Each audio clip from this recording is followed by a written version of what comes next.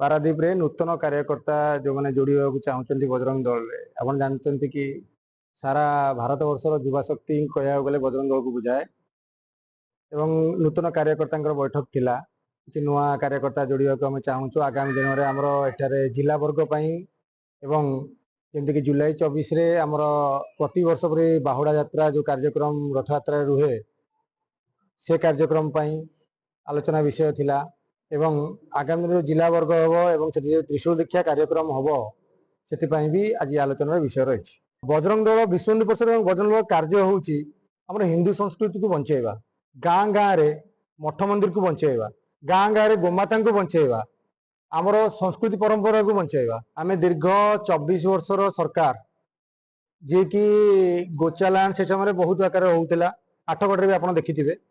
से समय भी बजरंग दल कार्यकर्ता एमती गोटे कार्यकर्ता ना जे संगठन सृष्टि जो संघर्ष सृष्टि होती जेबेठू भी आम प्रारंभ हो प्रारंभ भी संघर्ष किंतु बजरंग दल हारिनी। आज भी आप जो कहले थ्रेटनिंग कथा ये जो पुलिस कथा आम भी केस खाईचु बजरंग दल रे कार्य करी गोमाता को रक्षा करिवार कि डरी ना